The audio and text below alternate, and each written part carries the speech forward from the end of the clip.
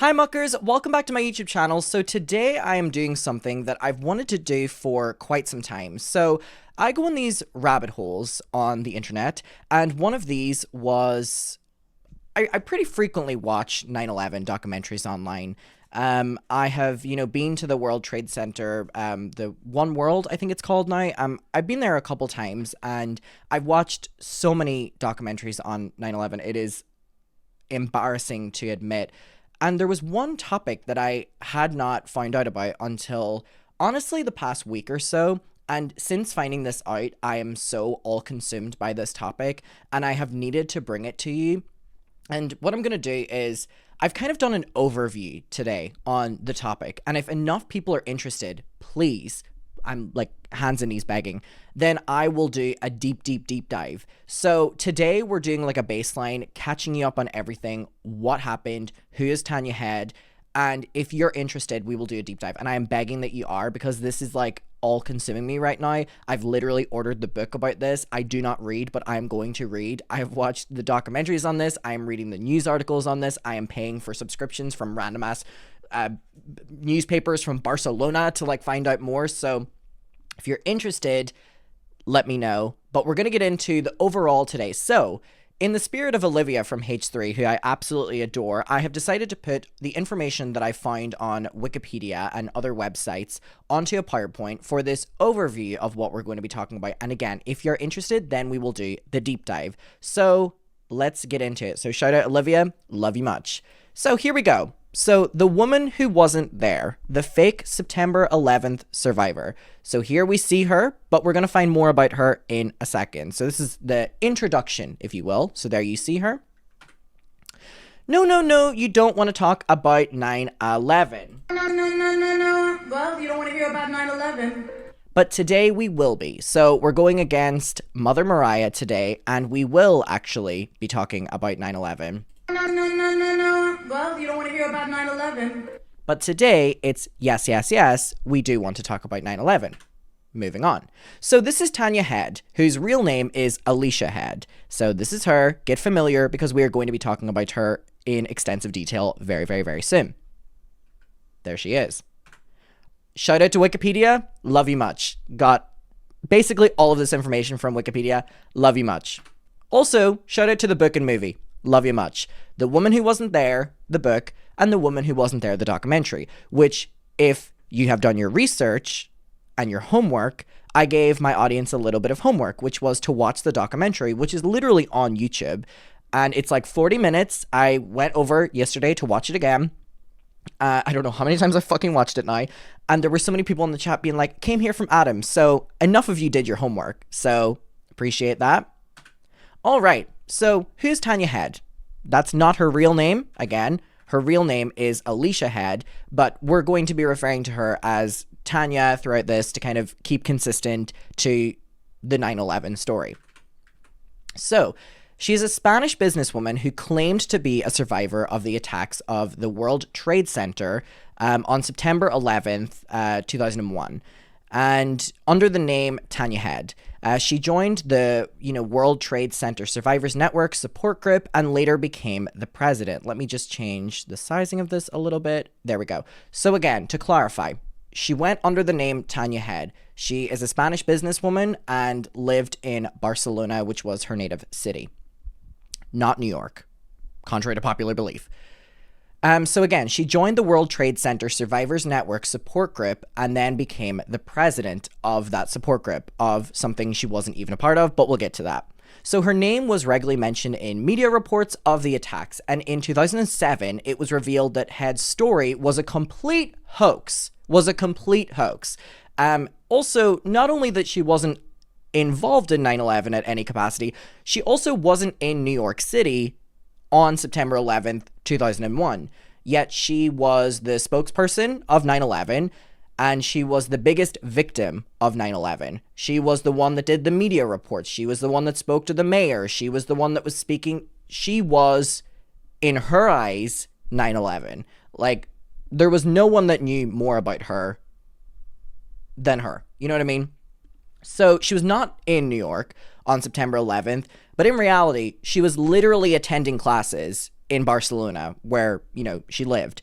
So she wasn't not even in New York when this happened. She was studying in classes with her classmates, alas. So Alicia Head, which is her real name, again, she goes by Tanya Head to the American public because that's what she portrayed as, was born July 31st, 1973 in Barcelona, Spain.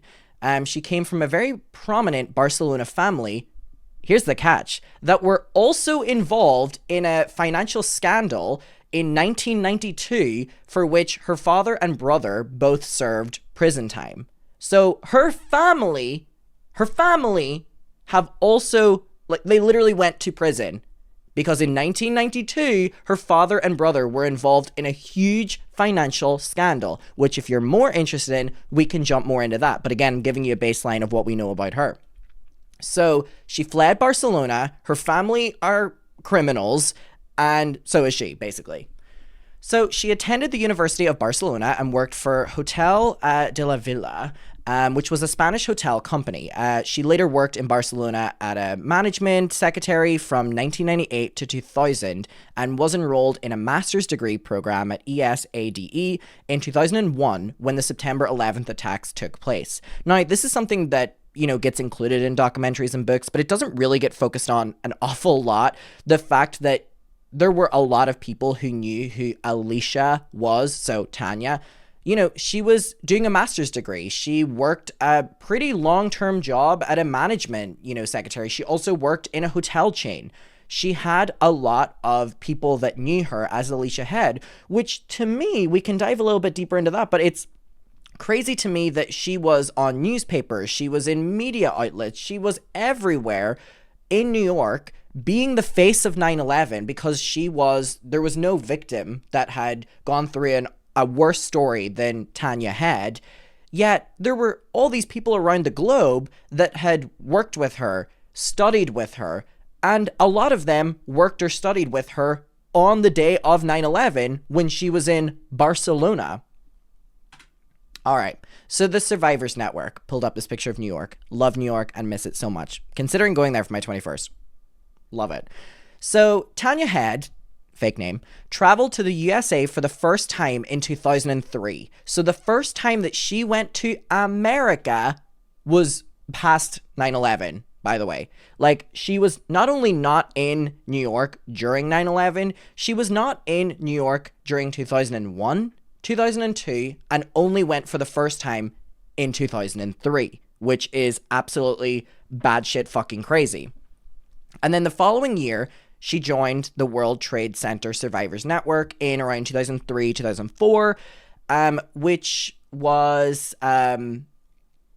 basically whenever the survivors of 9/11 were really starting to like power together, support each other, and she like dwindled her way in because it was a couple years after the attacks.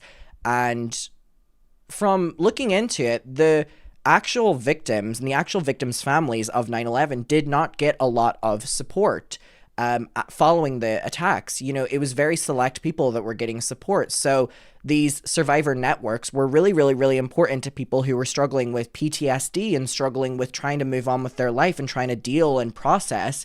So here comes Tanya during the year where it's starting to get really big with the Survivors Network, and she basically takes over it all, and she wasn't even a part of it. All right, we're going to get to her recent sighting. Don't worry. Don't you worry. Don't you worry.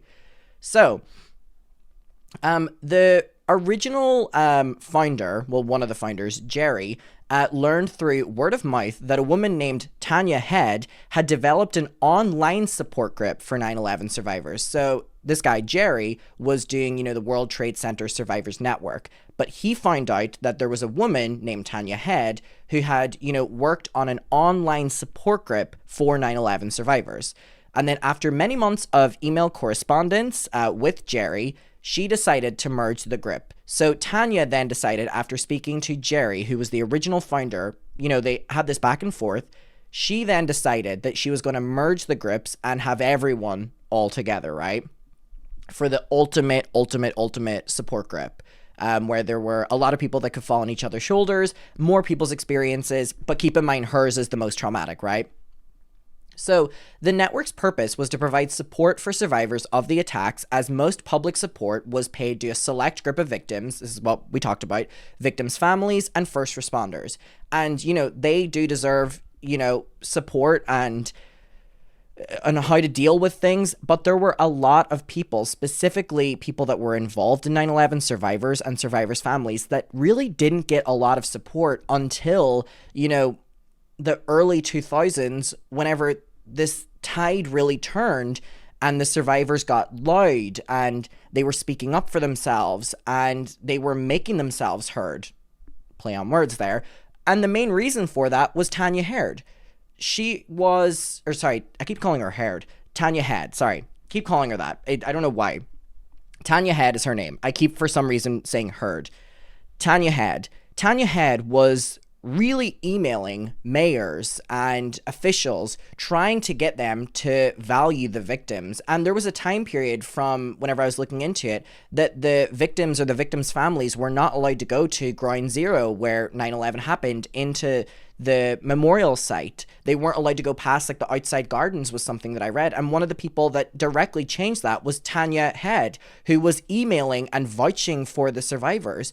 So it's so weird because she actually made a lot of difference for the victims, but she was actively lying to them, gaslighting them, manipulating them. And the reason she was gaslighting them was because there were real victims involved, who then started to get severely more depressed because they were seeing that Tanya Head had the most traumatic story happen to her, yet she was smiling every day. She was getting on with her life. And they have spoken up in interviews that they felt inferior to her, and some of them actually left the support groups. So Tanya Head can't be given credit for good things happening or progress made, because she actually made a lot of survivors leave the Survivors Network because she made them feel inferior. So anyway, oh my God. So again, a lot of the victims and victims' families were not given support, so these support networks were for that reason. And the organization was to bring them together, support those who were affected by the attacks, including civilians present at the World Trade Center, as well as the personnel and volunteers that were involved in the rescue and recovery efforts afterwards, because so many of them, most of them actually, were not given support. So this is what this was all for. Head was never paid for these activities nor the involvement with the Survivors Network, and in fact also donated money to them. But again, she was doing this because she was the head of it. She was the president. She got her way up because, again, she had the biggest trauma. So what was Tanya's story? All right. So Head claimed to have been inside the South Tower when United Airlines Flight 175 hit. So her story was she was inside the South Tower, but it gets crazier because she said that she was crawling through the smoke and flames on the 78th floor, sustaining severe burns to her arm.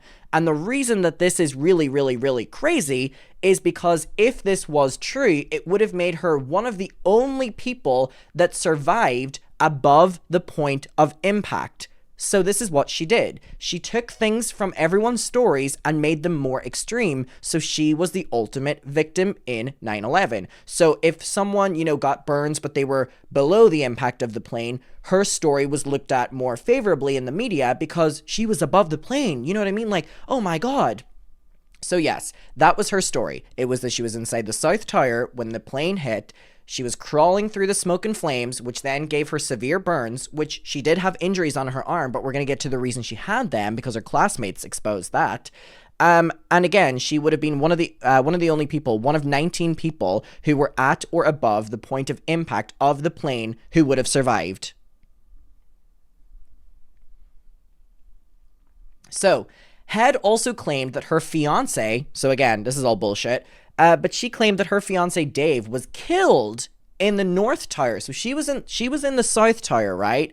But she claimed that her fiance Dave was killed in the North Tower Though in later tellings of her story, she said that Dave was actually her husband, so she changed who Dave was many, many, many times in her story. Sometimes she would say fiance to the press, then she would say her husband to the survivors. Then she would say her fiance to the survivors and say her husband to the press. So her story started to not make sense. But she also claimed that a dying man passed his wedding ring to her so it could be returned to his widow. This is something she went on the record many, many, many times saying, that there was a dying man that passed his wedding ring to her so that she could pass it along to the widow.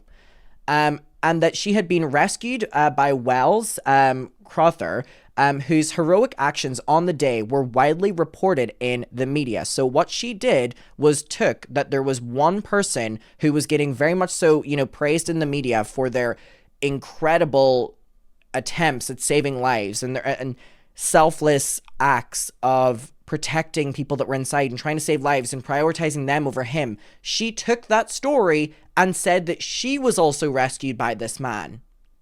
So that she was rescued by this man because the media were talking so much about him, and she knew if she attached herself to that, she's the ultimate victim. Oh my God. So Head was also interviewed in the media, was invited to speak at university conferences, and in 2005 was chosen to lead tours at the Tribute World Trade Center Visitor Center. And she was photographed with New York City Mayor Michael Bloomberg, former Mayor Rudy, and former New York Governor George. So she was not only speaking at universities, not only was she speaking to the media, was she in conferences, she was with the New York City mayors, the former mayors, former governors, and it was her. It was none of the rest of them, it was her. And also, she was leading tours at the Tribute Center for people that were coming. She was the one doing the tours. Okay. So here we see her with the media, and I'm pretty sure this is like one of the governors or former governors or something like that, right? So Head regularly recounted her claims to Ground Zero tour groups in vivid detail, saying, "I was there at the towers, I'm a survivor, I'm going to tell you about that." She was featured in retrospective 9/11 articles as a representative of the 20,000 surviving victims who escaped the damaged buildings.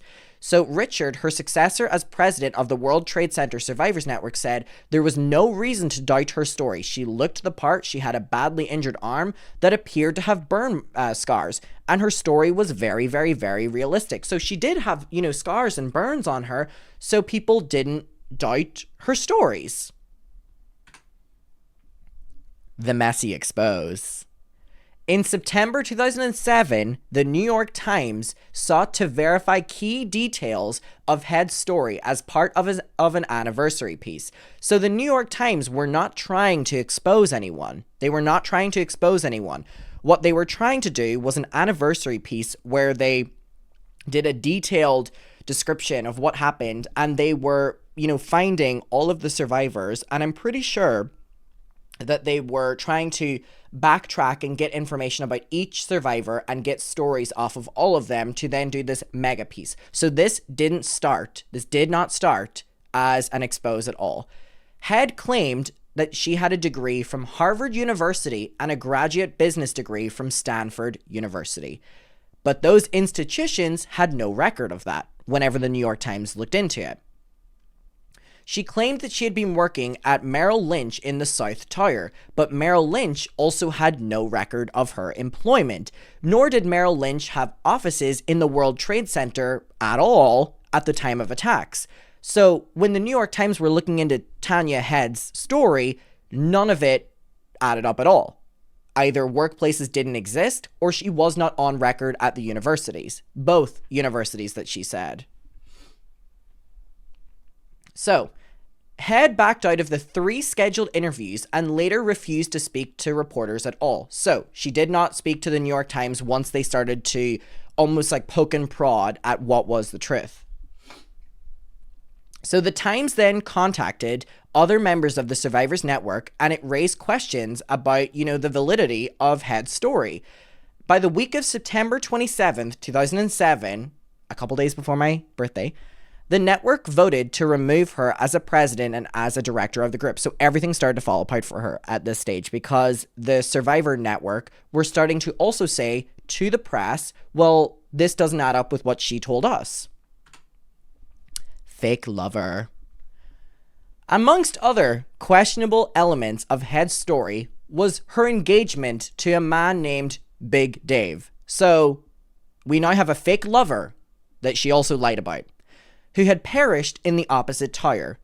However, the man's family claimed to have never heard of her, Tanya Head, and the man's surname, as the Wikipedia withheld his surname to protect the privacy of the family. But basically, the lover that Tanya had, the family had no recollection of who she was. However, Tanya Head was telling the media for many, many, many years that that was her lover, and the family were none the wiser. Barcelona speaks up. Okay, so this Barcelona newspaper ultimately revealed that Head had been in classes at ESADE in Barcelona during the 9/11 attacks. So Barcelona now start exposing Tanya Head. They say that actually, that's all bullshit. She was a part of ESADE in Barcelona during the attacks. And she had also told her classmates that she had scarred her arm because of an automobile accident. So they then went on the record interviewing her classmates. Or that she also told someone that she was a part of a horse riding accident. So she was also lying to the Barcelona folk many years earlier. The newspaper also reported that Head had attended classes in the program until June 2002 and had told classmates that she was going to work in New York. So, even at the time of 9/11 and after, she was still attending classes. So as 9/11 happened, for many, many, many months after that, almost an entire year, she was still at this university day in, day out. And Barcelona were like, bitch, we're going to expose your ass. Because they were then working with the New York Times to drag her. What happened next? Okay. After Head's fraud was exposed, she then, oh my God, shocker, the person who spoke to the media for many years declined any interviews and abruptly left New York City. In February 2008, an anonymous email was sent from a Spanish account to members of the World Trade Center Survivors Network claiming that Tanya Head had died by, I'm not going to say the word, but by herself, basically. That she had taken her own life. And the claim turned out to be another lie. So, an anonymous email was sent from a Spanish account to the World Trade Center Survivors Network claiming that Tanya Head had died by unaliving. However, that was a lie. And in 2012, the book and documentary, The Woman Who Wasn't There, which we talked about at the start, told Head's story from inside the World Trade Center Survivors Network and had a lot of people on the record, which is why I know she's still alive, which is why I recommend you go watch it. And it utilized interviews with Head and members of the network before and after, the lies were revealed to the public. Both the book and film noted that Head was seen with her mother in New York on September 14th, 2011. So many years after the expose, Head was still with her mother going around New York. In July 2012, Head was fired from her position at a, partner assistance insurance company in Barcelona, so moved back to Barcelona once the employees found out what she did in New York. In 2021, she opened a renovation company in Barcelona and was photographed on September 8th in Barcelona. And then this is a sighting which disproves that she's not alive anymore or anything. This is a news article from a Spanish publication showing in 2021 Tanya Head. So she fled back to Barcelona, but spent many years in New York, by the way, after all this. And now she's just living her life. And the craziest part about all of this is for as much as, I actually want to show you this. So here's the news article from the New York Times. In a September 11th Survivor tale, the pieces don't fit. September 27th, 2007. And it's about Tanya Head, and it's the entire article that basically disproves absolutely everything about her story. So this started as an anniversary piece about 9/11 and giving the victims a bigger voice, but then turned into an expose of Tanya Head lying. So this is the article, right? But what's crazy about this is whenever I looked in it is how much Tanya Head was able to just get away with this with no repercussions. Like, absolutely no repercussions. Like, gets to, like, live on in New York, or at least visit New York for many years after this, from 2007 to, like, 2011, and then just gets to move back to Barcelona, and then opens her own company, is working, like, there was, like, no repercussions? What? And I was like, oh, surely she went to jail. No, I can't find anything at all. No, like, prosecutions or... And it's like...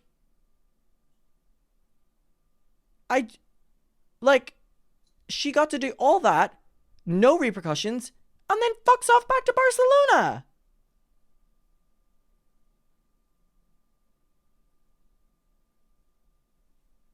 It's crazy. Now, that is an overview of it, but I do want to show you this clip just before we end this. This is Tanya Head.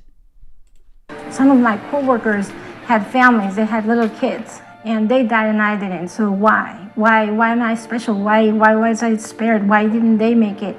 Why did I make it? Was it God? Was it faith? Is it because we have something to do? Was it because we were shielded by the elevator machinery? It just makes you go crazy. You go crazy asking yourself why? And that's her with the... People kept saying how blessed I was, and I didn't feel blessed at all. I felt like it was a curse.